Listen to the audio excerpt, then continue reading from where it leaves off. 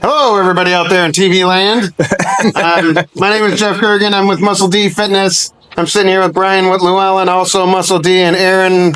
You better tell me how to say your last name because I say miraculous. We can use that too. Miraculous. Yes, sir. It's Morales. I'm Aaron Morales. I'm from Will Pro Fitness. Will Pro Fitness. There you go. So I always get, just so you know, I always call you Aaron Miraculous. I'll take it. So we started getting together. I think Aaron, you and I spoke at our Paramount location. Gosh, like 6 months ago now, huh? I think it's been longer. I don't know. Like a year or so. Yeah, a while ago, and we got together talking about equipment, and we got to chatting, and talk training and all kinds of background stuff like that.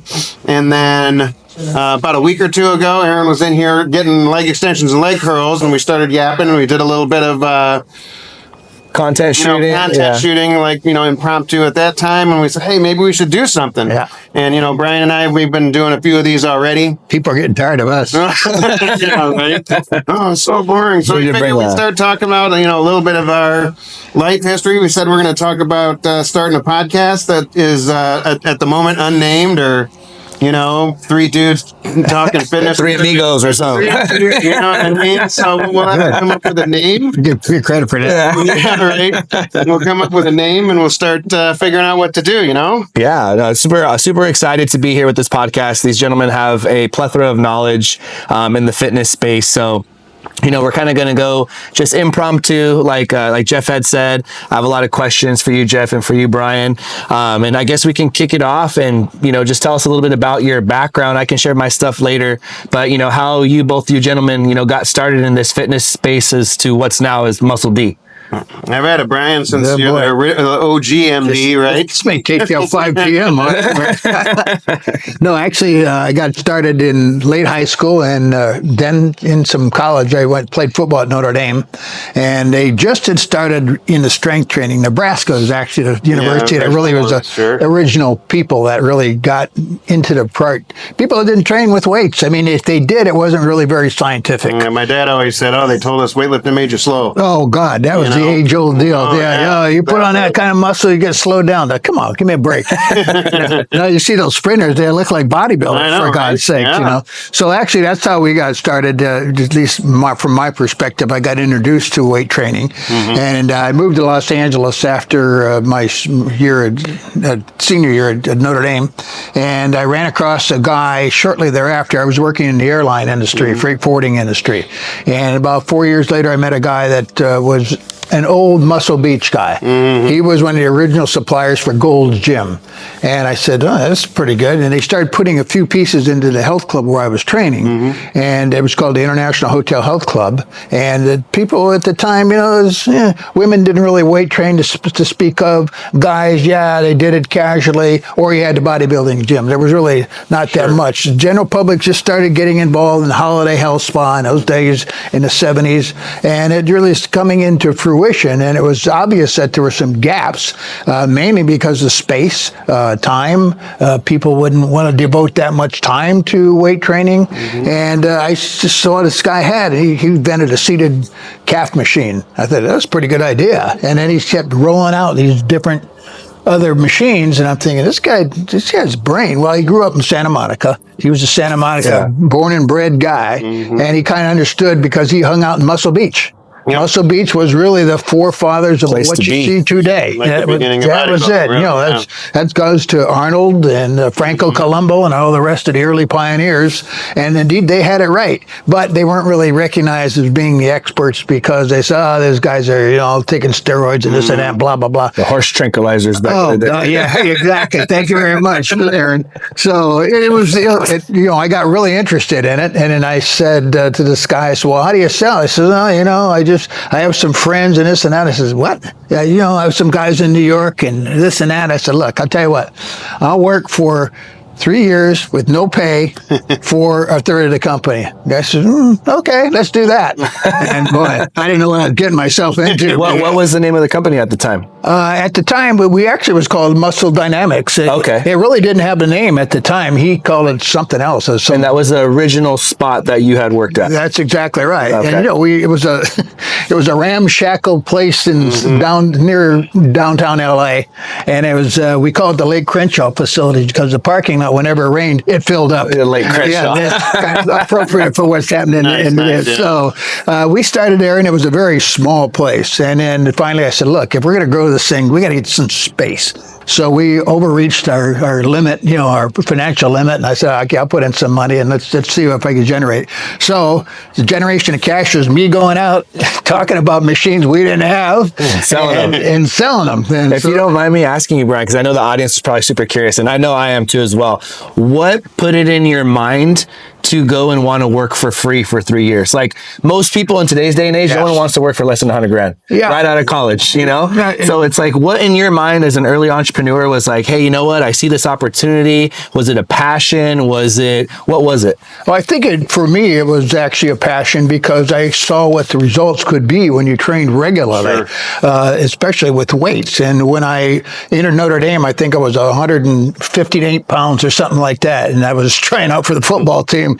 And one of the coaches said, you're probably going to get killed. Okay, let me You need a water boy. Right, exactly. So all of a sudden I got into weight training and I went to 188 pounds in about 4 months. Jeez. And it was just hard training, day and night, eating correctly. Yeah. And that was it. That was my awakening. I just, this stuff really works. Who were the forefathers that you were paying attention to as far as like for structure for weight training and nutrition? Well, there really weren't any to speak of. I mean, you got the old time bodybuilders. They were really kind of the icon of the industry. And I think because of the way Arnold looked and some of the other guys that looked, Lou Ferrigno, women didn't do that. Yeah. They didn't want to look like that. They had to keep in mind, we'll talk about this, that they, oh my God, I'm going to get shredded and get big. Nobody's going to like, no. Yeah. You need the actual muscle content in order to burn more calories. Yeah, Just no a doubt. known fact. So once they caught on, it became, okay, a little bit more. I think the thing that was lacking that I saw early on was that some of the old Holiday Health spas, that was back in the day, and a bunch of chrome equipment, and you throw it in there and go get them. They had trainers, but not really. And so there's no rhyme or reason to it. There was no systematic approach to weight training at the time.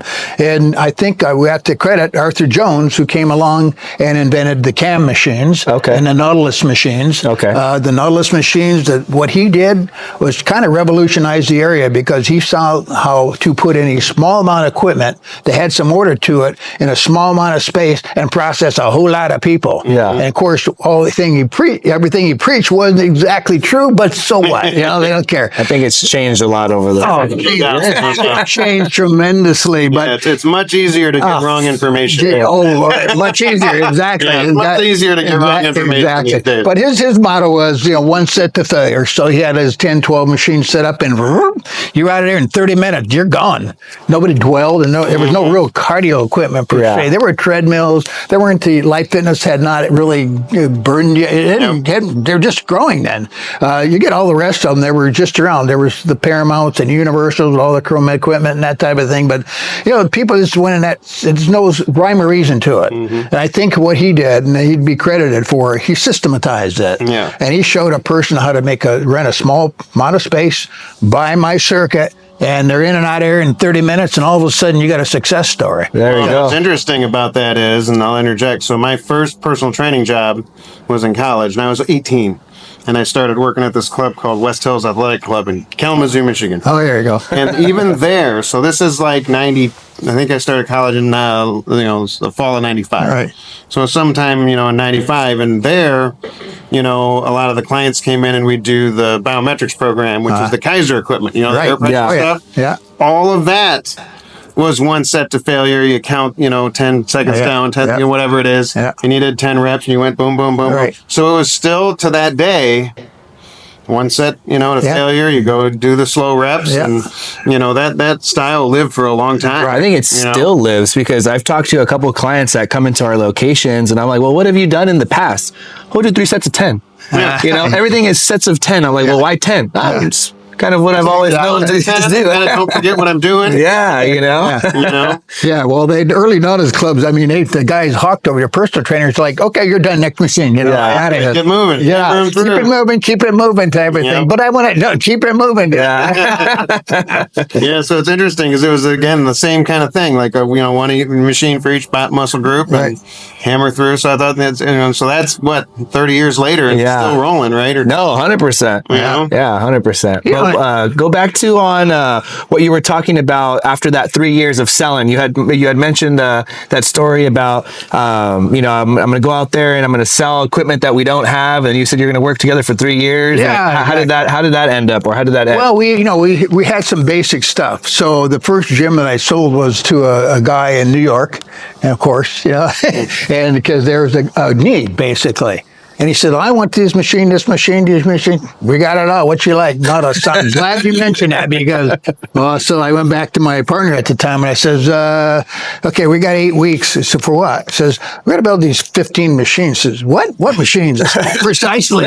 We got to do that. So we took a nice deposit. And the guy was in the bodybuilding industry per se. And he already held a health club. But we thought, well, this would be a good experiment. Sure. So, and sure enough, we fine-tuned it. Some of the machines were, some of the machines like a first leg press. Still experimental thing. First leg extension that we tried. The guy sat down and I said, okay, try that out. And he goes, okay, I'm going. He says, well, no, go ahead, do a rep. I said, I can't do a rep. It's too heavy. He says, it's a top plate. Oh, man. Oh, boy. So I knew we had some work to do. Yeah. And sure enough, it did. And we weren't above plagiarism, but I mean, the basic machines were already out there. Yeah. Well, the cam made the difference. Yeah. I mean, that was what systematized the whole operation of weight strength training, both for men and for women. Women weren't so hot on it in the beginning, but then they started to realize what the benefits were. And for those that don't know what a cam is, can you explain, or you two gentlemen explain what a cam is in terms of like weight training equipment? Well, here's the deal. So usually on the old Universal stuff and the Paramount stuff, it was just cable to weight stack. Yep. And that was it. You pushed it and there was no rhyme or reason to it. Nobody had really mapped out what a muscle does during that contraction, like let's say a leg extension. You're starting out at somewhere around, let's say 80%. You're going to 100% about mid-range, and it falls off to maybe 90% at the end or less. It's just not exactly it. I remember the old Universal machine, the bench press, where it was just a bar with the handle, and then welded to the bar was the pin that went right into the weight stack. Right into the weight stack. It was just a weight stack on a lever and pressing. Right. And it wasn't very sophisticated. No. So, realistically, I mean, I think that was kind of where it started because people wanted to people are funny. They want to be in shape. And they want to look great and everything else like that. They really don't want to spend that kind of time back in the day, for sure, because it was really unknown. I mean, there was only the grunts that just went, the guys in muscle, so beach. They wanted to kind of get it in there, especially when younger people started to train. Athleticism started to go. And then, the strength coaches, as rudimentary as they were, there was a guy, Wayne something at Nebraska. He was one of the first guys that just said, hey, if you're going to be a good ball player, you need to put some strength on and some size. And that's kind of what that whole mentality started back in the days, in the 70s. And then it certainly grew in the 80s for sure. And that's really how this whole thing kind of revolved around that platform. And the cam revolutionized that, or? Cam revolutionized that because what they did find out, I mean, if you're doing, like I say, a leg, you can't have a circle. That's what most of the machines were at the time, or they were direct to the cable to the weight stack or some kind of linking mechanism. So the cam exactly is either you were stronger at the beginning, strongest in the middle, and let up at the end, or like in a bench press, just say you're strong, you're not so strong in the beginning, you're stronger, and you peak at the end. So the cam was designed to mimic that strength curve. Okay. And that was the breakthrough. And I credit Arthur Jones of Nautilus for really preaching that gospel. And he was right. he was right. Some of those cams weren't exactly right. People, it wasn't really a scientific deal, but it kind of was, because they did some scientific strength studies. Like the distribution of weight on the low, or the distribution of weight throughout the rep. Throughout the rep, correct. It's the range of motion and that. And then, the pre-stretch was important. Yeah. Your finish was important. So it was, that really was the guiding force, I think, for designs that we came up with, for the designs that most of our competitors eventually came up with. Some of them were right, some of them were wrong. Yeah. But it didn't matter, because it was being creative. 100%. And people wanted to be, they didn't like the pulley machines. It's just like, okay, what more can we do here to improve these? And that's kind of where the revolution started. And there was a lot of feedback. I mean, we took feedback. I mean, somebody would say, hey, that lady since you had, I can't even do a rep. Oh man.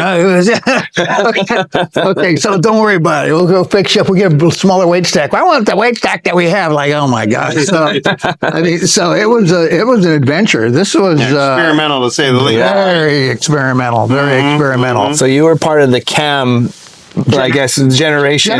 What did you see then, Jeff, with like the revolution of equipment and things of the sort? Like, what changes have gone, like most impactful changes have you seen? Well, I started in the opposite world, I think, that Brian, football. Yeah. I started in football. Right. But then I didn't get into any of the machines, right? I was immediately kind of, I wanted to get big and hit people. Right? What position did you play? That's kind of a motto. Initially, I played linebacker. Then I got strong and bigger, and I was guard, and then defensive tackle or whatever. And back then you played both ways, and everybody played. Everybody played all the time at a small school.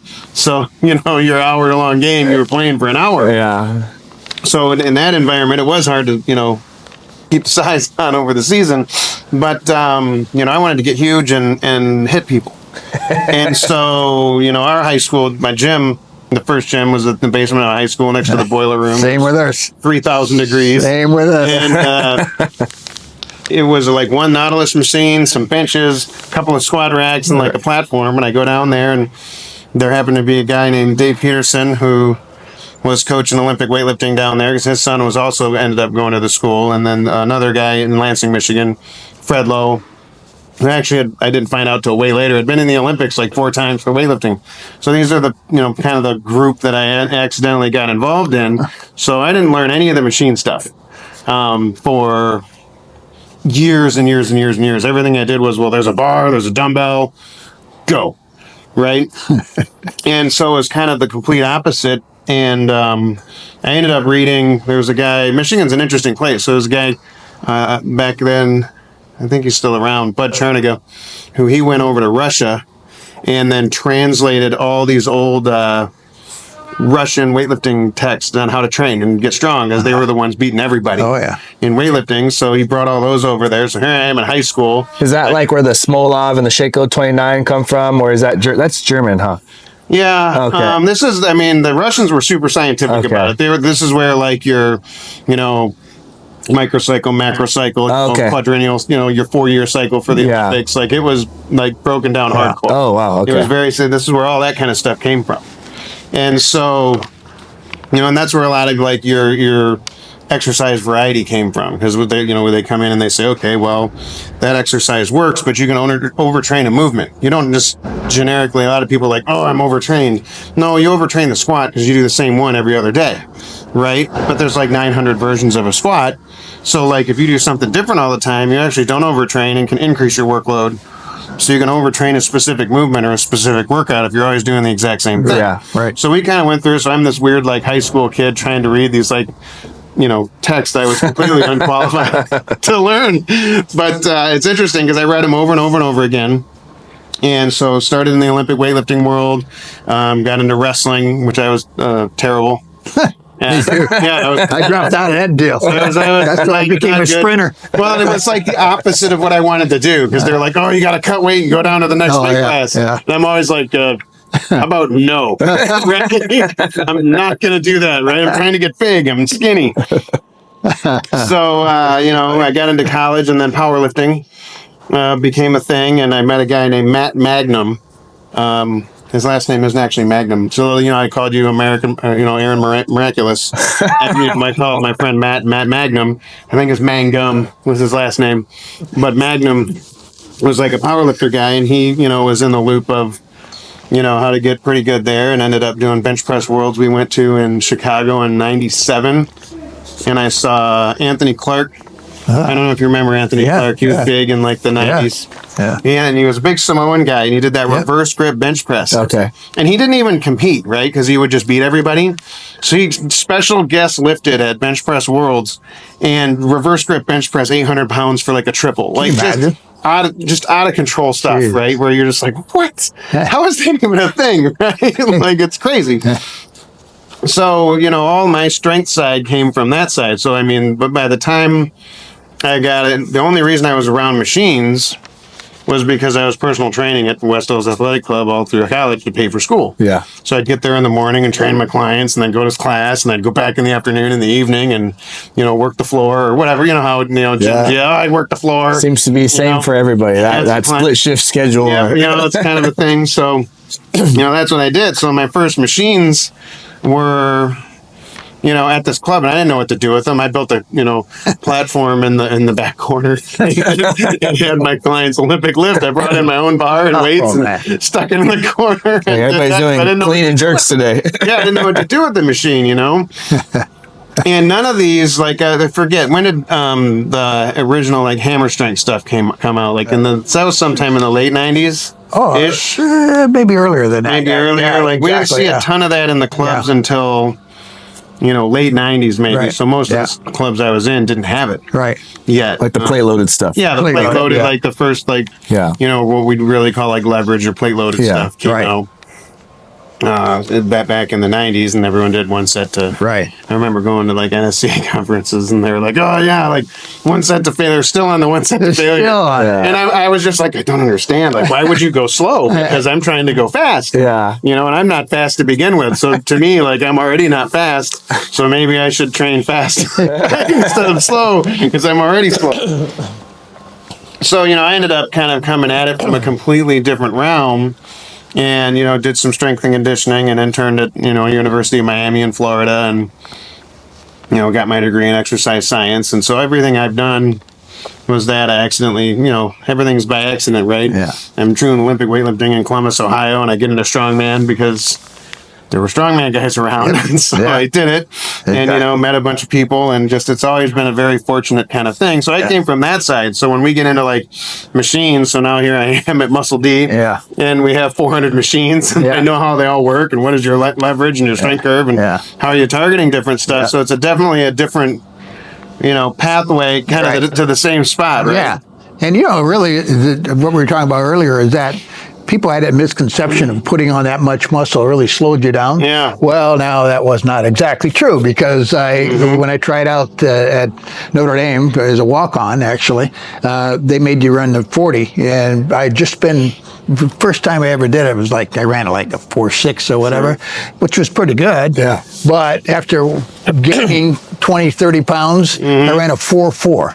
Yep. They said, wait a minute, what, you got to run it again. I said, well, run it again. They said, it must have been a mistiming on that thing. It was a glitch. It's a glitch. But that's why I knew, okay, this stuff really does work. And that was it. I think that was the crescendo when it started really develop, back in the late 60s, 70s, it really came into its own. And that was it. I mean, that was what everybody wanted to do. Athletes particularly. I mean, athletes. They were the first ones to really embrace it because they're getting paid. I always go back to football because everything started at football. Right. Yeah. Like, hey, there's football, and then that finances all the other. Finances the rest of it. You got it. So like, and those guys were going to go to the NFL, and that grew, and they were going to get paid. Right. And that was really the only major sport aside from baseball that you got paid in. Yeah. And even the baseball guys figured out, like, oh man, Sammy Sosa, I can hit more home runs. Yeah, exactly. Exactly. Look at not exactly a remember the guy. Mike McGuire, Sammy Sosa, where man, and they were just big and strong, and the home run, like, hey, who's going to win it? And that was a big deal back then. One of the home run derby days. That's when that started, Like, it was just like hitting haymakers. So, all that came around, and they figured out, so that the athletes really kind of spearheaded it. Yep. And then people started saying, hey, if it works for them, maybe it works for me too. Right. You have to remember also back in the day, the clubs originally, there were no co-ed clubs.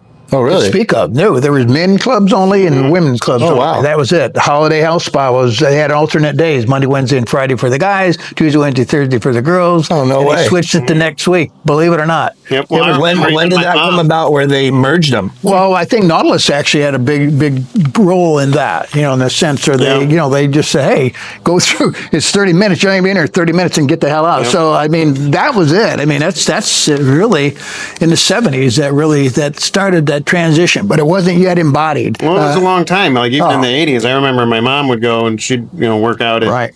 There's the jazzercise place or the weightlifting place. And What's the one guy that did the step up the... Oh, God. Yeah. God. What's his name?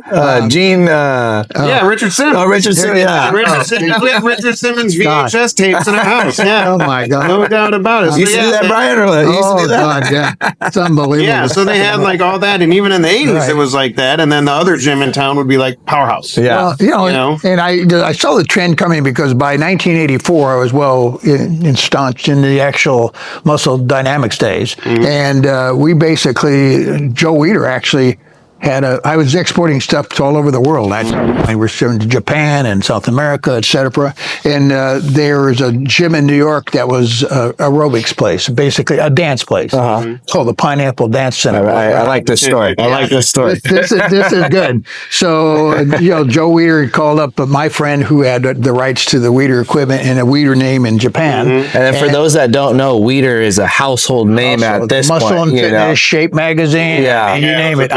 It was a big deal. You go to Walmart now and they sell Weider weights and stuff. It's scotch. I mean, those guys were the real early pioneers of publications. Let's just say they had it all. To get the word out about. Exactly. They were the first ones that put like your females in the magazine doing strength training. Exactly. So they kind of started getting and they started like hey, this is for everybody. Right. And they started the Miss Olympia contest and the Mr. Olympia contest. That was all vintage Weider starting that stuff. And then he gives you a call or what? Well, his friend was my friend who had the rights to Japan. I gave him the rights for our equipment for Japan. And he basically said, hey, I got this lady in New York, and she wants to open up a club. I says, well, what does she know about it? Oh, she knows a lot. So I go there. She's never been in a weight machine in her life. It's like, oh, man, this is going to be a long deal. Plies and plates sound the same. I took it. Maybe she was being financed by a Weider. Not to be the case. He says, well, how much money do you have? What money? Oh, man, this is going to be a struggle. So I basically, through a friend of mine that owns some Nautilus clubs, he taught me the business, the health club business, because there's a science to it. It's just a meet, greet, and relax, define a need, satisfy the need, present the price, close the sale. 5 steps. That's it. Repeat that again. Let's go slow again for all the salespeople out there. What is that 5-step process? Okay, it's just meet, greet, and relax. So somebody walks into your club, welcome to you, Aaron, glad for coming in, and what are you trying to do? I'm going to lose weight, I'm going to build muscle, etc. Define, once you've, defined a need, satisfy the need, take them around the club, show them what you got. Here's what you have for the abs, here's what you have for your shoulders. Oh, God, if you're a lady, we got thigh stuff. Oh, we're good thigh stuff. Present the price, which is always the death knell, or how are you going to do it? For just only this amount. And then, of course, the finance companies jumped in on that real quick because nobody's going to shell out $300-400 on the spot. And then after that, close the sale. Awesome. Look at that. Now that you've seen everything, what do you think, Aaron? You want to? Shall we sign you up? You're like, I'll take 2 memberships. There you go. One for you, one for your wife. That's right. So that was really the science of it all. And then when you had to have obviously the equipment to go with that, but it was an economic driven deal. Yeah. And if you had a small space, you better be figuring out how the hell you get them through that, how to get them in and out of there. Not that you didn't want it in there, but that was it. That's where circuit training really came into its own. The science. So you mean nobody was on their phone texting while they were working out, changing the music, taking selfies? They'd kick your butt right out of line. There's none of that deal, man.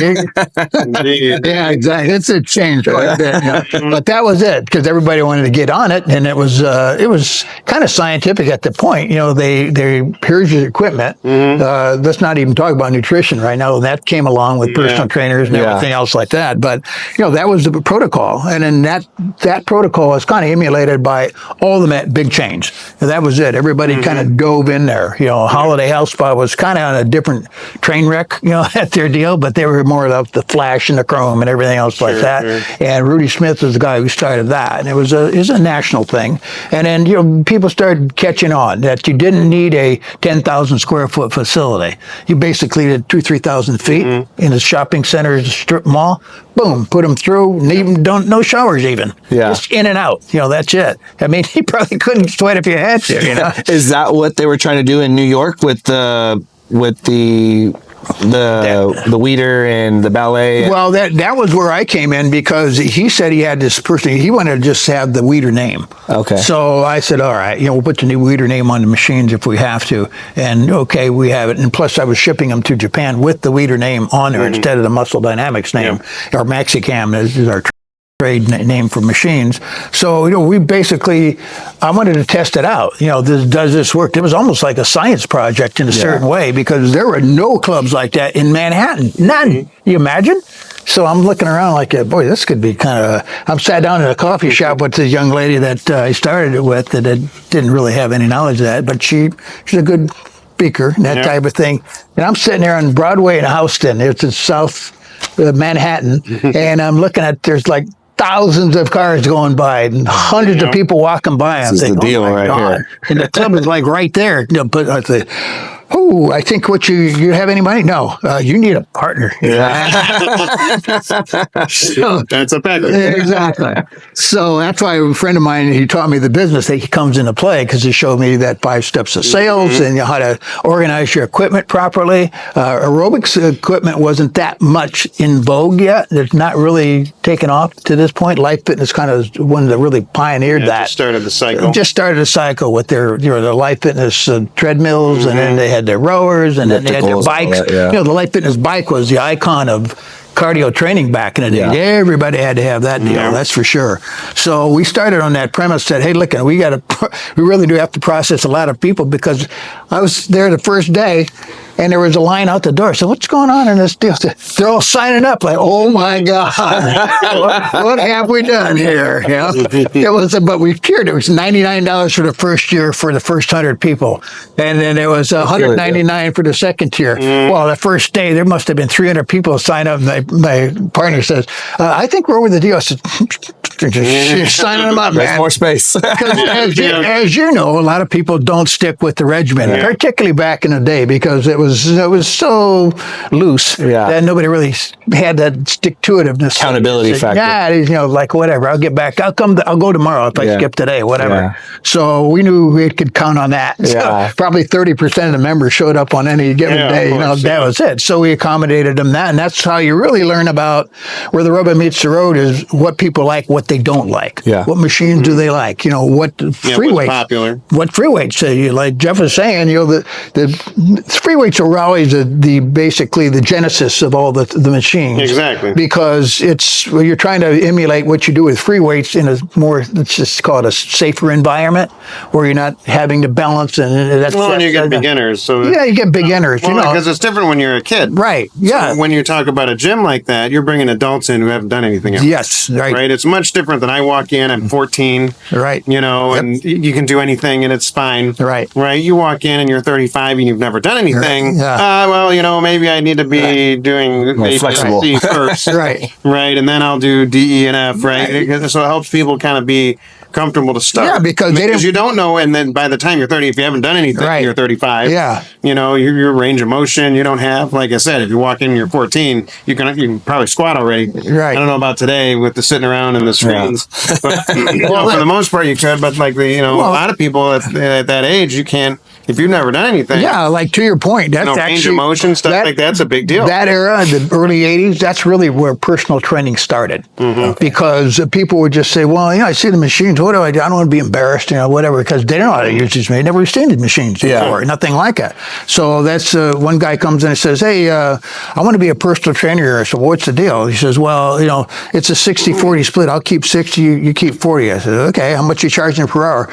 He says, $30-$40. I said, what? We're selling this membership for $99 for the year. You're going to charge that? He says, yeah. Yeah, they'll pay it. I said, there's no for way. the hour? They would. Yes. Oh my goodness! I said, wait a minute. Back in what year was this? This was like 84 or 85. man. So I'm thinking this just not possible. I said, well, okay, let's give it a shot. Jesus, the next thing you know, the revenue from that was like way better than the revenue from the membership. I could give the membership away. Yeah. Just that, next thing you know, I had like 10 personal trainers. Like, okay, baby, let's go.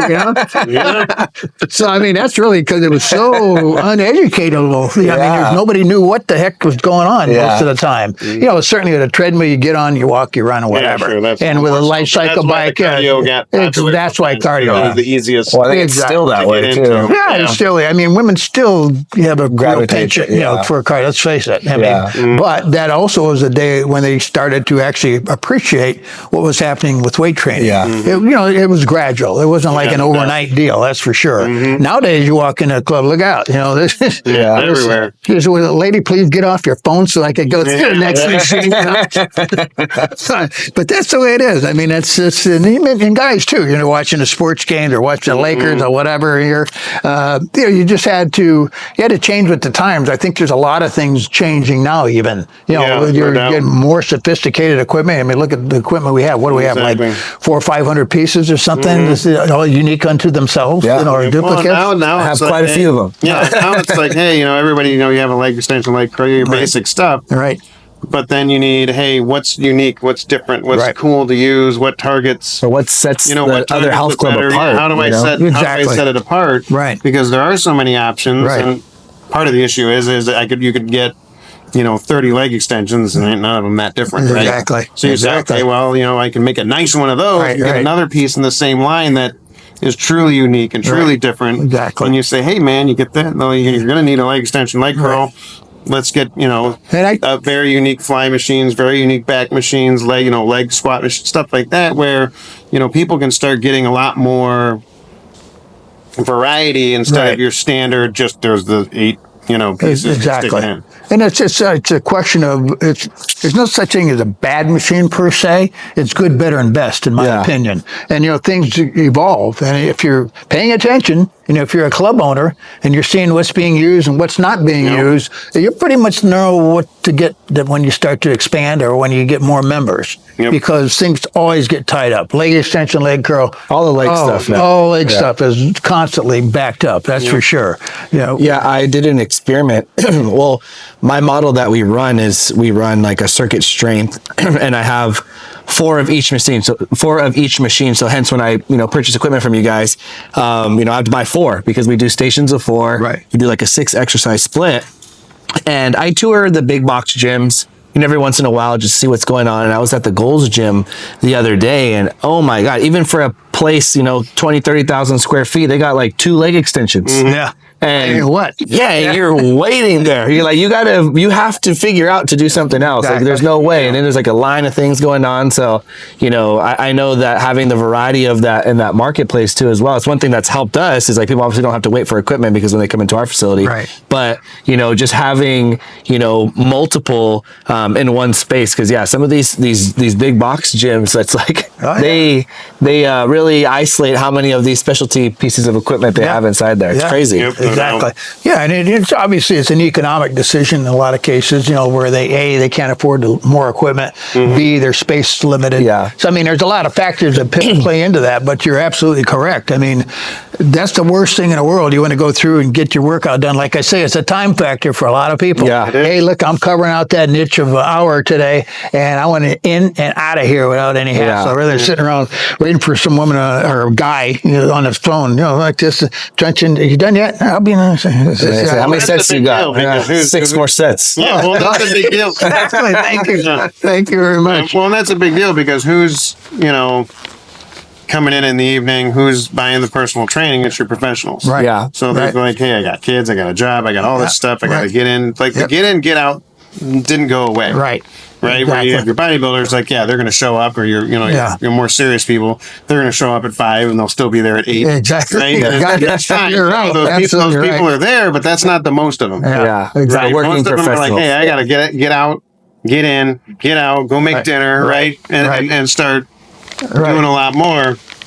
between like your career and your family and your training. So Right. some of that stuff is The efficiencies still of it. keeping it efficient is a big deal. Right. And, and I think a lot of it has to do with the adjustability of the machines. You can't make it too complex. Yeah. Because that's where the roadblocks start.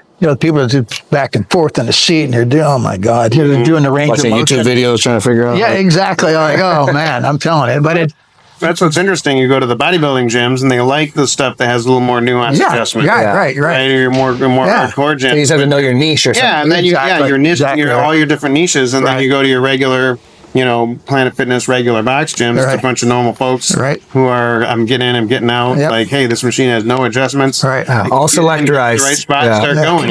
Yeah, no, yeah. Yeah, select no guys, feeling it's for them. easier, Yeah. quicker. So there's a lot of that, Yep. that's going to continue to be a factor. Right. Yeah. You know. How did you guys meet? Actually, it's a good question. So Joe Gigantino, One of our dealers. who is Great one dealer. of one of the friends of Muscle D, Yeah. and has been for a long time. Yeah. I met him in, I don't know, 2010, somewhere in that neighborhood.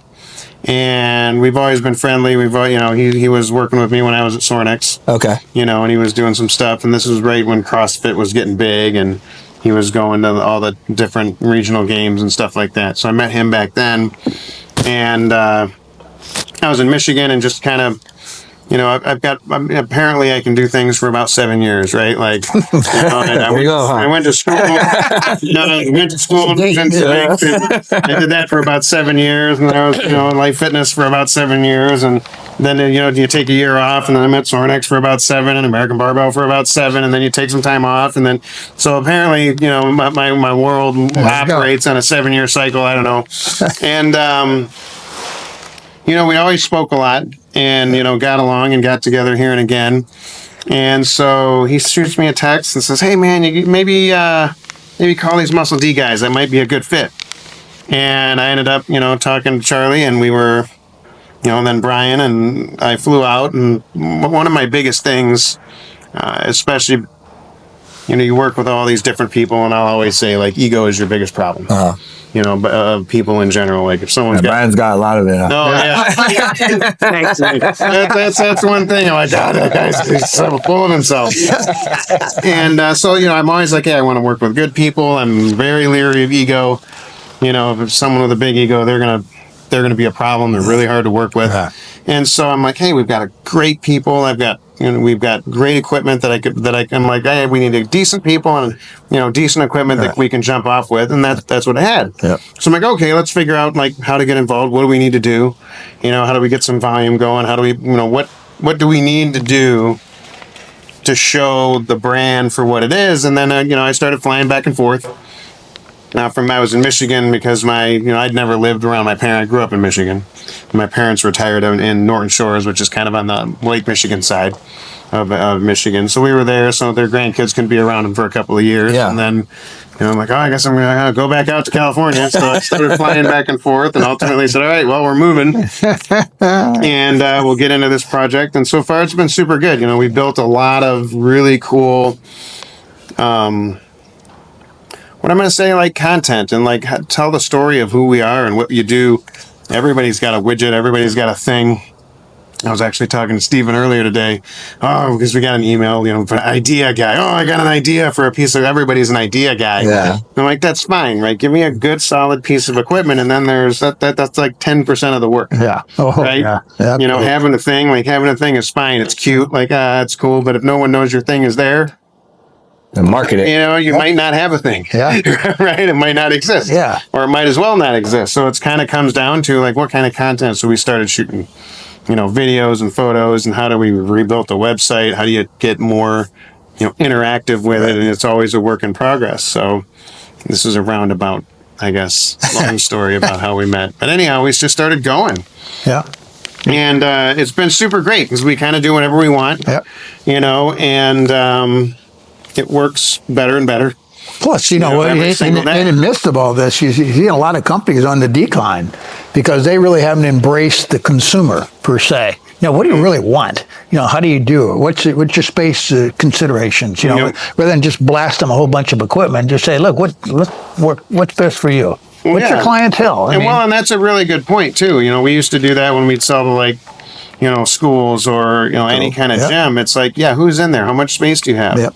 If you're a high school, like you have a wide range of what could be possible. Right. Right. Hey, I've got, we have 3 sports and 80 kids in the room at any given time, and the faculty uses it to work out. Oh, okay. Well, your mix is going to be a little bit different than, we're spaced out. We train, 10 to 20 kids at a time, and we turn them hour after hour and treat it like a class. And so the same things with clubs, Aaron, you've got, Will Pro. And, we can talk a little bit about that and what his needs are. And he gets 4 machines at once. And it's, why don't you expand a little bit on that? Because it is, when we started talking, what fit his needs. And he's like, well, I need 4 of everything. And we got to kind of into the why. So let's do that. Let's get into your why, because this kind of tears into like, how do we learn about our customers? Yeah, and then how did this kind of come about?